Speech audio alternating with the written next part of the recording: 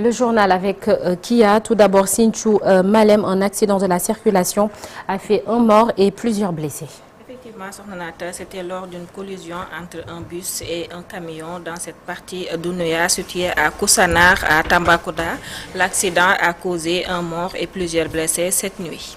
Alors, on poursuit toujours dans l'actualité pour parler de la grève des travailleurs du secteur de la justice et ses conséquences. L'ordre des avocats se prononce. L'ordre des avocats brise le silence après la grève des greffiers et ses contre-coups pour Maître Arifal. Si le droit de grève est constitutionnellement garanti, son exercice doit également être concilié avec l'impératif de continuité du service public et le droit de chaque citoyen. Dans la parution de ce jour, le journal Vox Pop relate les dires ou bien relate les phrases du bâtonnier. Ce dernier regrette cette situation qui paralyse le fonctionnement du service public et de la justice et porte gravement atteinte aux droits de ses usagers ainsi qu'à l'activité de nombreux autres services et secteurs d'activité Sokhna-Nata. Et l'actualité des sports à présent avec le CHAN. Le Sénégal joue son premier match aujourd'hui. Ce sera face au Nigeria à partir de 17h, c'est ça? Effectivement, mais avant d'arriver à l'actualité sportive, parlons d'abord du Premier ministre qui a présidé ce lundi au centre de conférence internationale Abdou Diouf de Diamniadio la cérémonie de présentation de l'agenda national de transformation de services publics. Ousmane Sonko en a fait profiter de l'occasion pour parler de la corruption dans l'administration sénégalaise. Selon lui, un agent de l'administration ne peut être milliardaire. Écoutons le Premier ministre Ousmane Sonko au micro de Abdou Diouf Diagne et Ahmadou Bamba Samba. Un des fléaux de l'administration. Je le dis et je le redis. Je crois que la majeure partie des fonctionnaires sont intègres. Pour avoir côtoyé beaucoup de fonctionnaires dans ma carrière, malheureusement, il y en a une bonne partie encore qui choisit la facilité. Et donc c'est un fléau qu'il faut combattre parce qu'en dehors de l'impact négatif sur la qualité du service public, il y a l'impact négatif sur le rendu, mais également les conséquences sur le plan économique qui sont désastreuses. Et même sur le plan sécuritaire. Quand un véhicule n'a pas été bien contrôlé au niveau de la visite technique, parce que quelqu'un a glissé un billet, c'est les 20 morts qu'on déplore après quand il y a accident de la circulation. Ou alors quand le contrôle routier n'est pas correctement fait. C'est la même chose lorsque un agent de l'État préfère encaisser 300 millions ou 500 millions et fermer les yeux sur 10 milliards de recettes qui devaient entrer dans les caisses. C'est un fléau qu'il faut combattre et il faut que chaque fonctionnaire comprenne qu'on ne peut pas être milliardaire en tant que fonctionnaire. C'est pas possible. Quand on veut être milliardaire, il faut faire un autre choix, d'aller entreprendre. Voyez, ab fonctionnaire, mënul nek multimillionnaire, waxumala milliardaire. Et ces dernières années, on a vu ce phénomène et ça n'a pas heurté suffisamment les Sénégalais. Que des fonctionnaires fassent étalage de niveau de richesse indécent que rien ne peut justifier, quel que soit le niveau de rémunération dans la fonction publique. Restons avec le Premier ministre Ousmane Sonko qui a ouvert un débat sur le transport relevant à 10 ans l'âge maximal des véhicules importés, une décision qui ne fait pas l'unanimité, même s'il concède la bonne intention du chef du gouvernement, May Amar, président de l'AFTU, n'est pas trop convaincu. Parallèlement, il a abordé la sécurisation routière à l'approche du Grand Magal de Touba dans ce reportage réalisé par Al-Hassan Ba et Diafaraba. La décision du Premier ministre sur l'âge des véhicules importés ne convainc pas Mbaye Amar, président de l'Association pour le financement des transports urbains. S'il concède la bonne intention de l'État, il estime qu'un transport de qualité exige des véhicules neufs.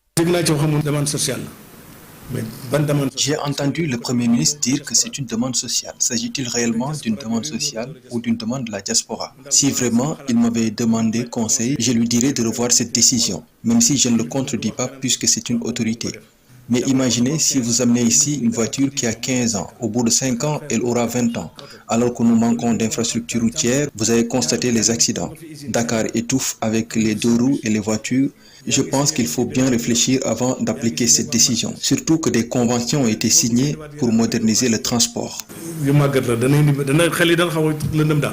Après 20 ans d'existence et de nombreuses réalisations, l'AFTU fait face à des problèmes persistants. L'une des urgences, selon Mbaye Amar, est la création d'espaces de stationnement adaptés pour les bus. Vous avez vu par exemple le BRT a 5 ans d'existence et l'État a tout aménagé pour ce transport. Alors que nous avons 20 ans d'existence et nous peinons toujours à avoir des espaces, des parkings. J'invite les autorités à revoir cela. Nous voulons des espaces et nous pourrons même les aménager. À l'approche du Grand Magal de Touba, l'AFTU et ses membres s'organisent activement. Pour garantir la sécurité des pèlerins, Mbaye Amar souligne l'importance de faire un bilan de l'année précédente avant de prendre des mesures. L'aller et le retour sont différents. Le retour est plus compliqué puisque tout le monde veut quitter Touba en même temps. Je pense que nous devons réfléchir à une solution par rapport à cela, mieux sécuriser nos routes pour éviter de tomber dans la même situation que l'année passée. AFTU s'organise pour éviter tout accident durant le Magal avec un engagement clair. Aucun véhicule en mauvais état ne sera autorisé à faire le trajet Dakar-Touba. Parlons à présent de sécurité. La gendarmerie nationale renforce son dispositif sécuritaire avec de nouvelles unités à l'est du pays. Il s'agit de la brigade de recherche à Tamba, du groupe d'action rapide de surveillance et d'intervention de Saraya et de la compagnie de gendarmerie de Saraya avec son infirmerie et ses brigades entre autres. Les cérémonies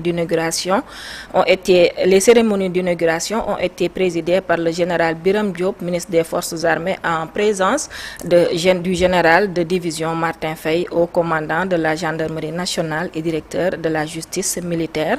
Écoutons le ministre Biram Diop au micro de la TFM.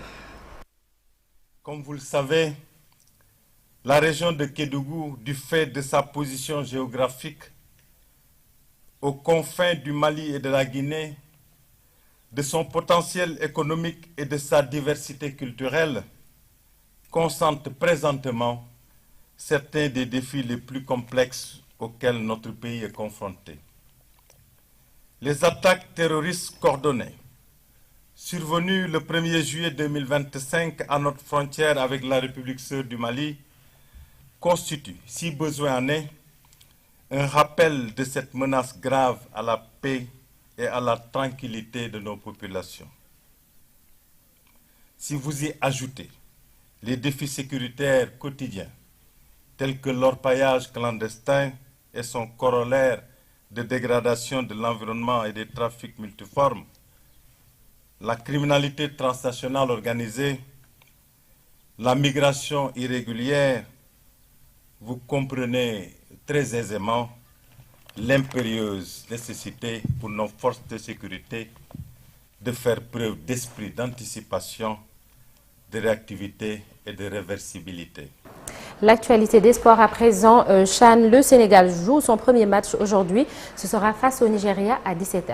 Effectivement, les champions en titre, le Sénégal fait son grand retour au Chan 2025 avec l'ambition de conserver sa couronne. Logé dans un groupe relevé aux côtés du Nigeria, du Congo et du Soudan, les lions locaux encadrés par Souleymane Diallo entament la compétition avec une préparation rigoureuse et une génération issue du championnat national bien décidé à briller à nouveau. Rappelons que le Sénégal joue son premier match aujourd'hui à 17h contre le Nigeria Sonanata. Merci beaucoup Kia, on te retrouve tout à l'heure pour la version Wolof de l'actualité nationale et ce sera sous forme de brève. Premier Bet Sénégal est une société de paris sportifs. Il y a un an, jour pour jour, son directeur général, Joris Dutel, avait été arrêté à l'aéroport international Blaise Diagne de Diass pour fraude fiscale présumée portant sur 12 milliards de francs CFA. La société s'était défendue en évoquant un différend avec l'administration fiscale dû à une mauvaise interprétation. On en parle dans Un jour au Sénégal, Un jour dans le monde et puis retrouver également ce matin de quoi est-il le nom et nous irons à quelques 45 km de Touba pour l'histoire et la géographie d'une localité liée au mouridisme et nous serons avec Pam Diao à suivre la revue de presse de Cher Diop et la météo du jour, le tout dans la première partie. Tout de suite, l'actualité internationale.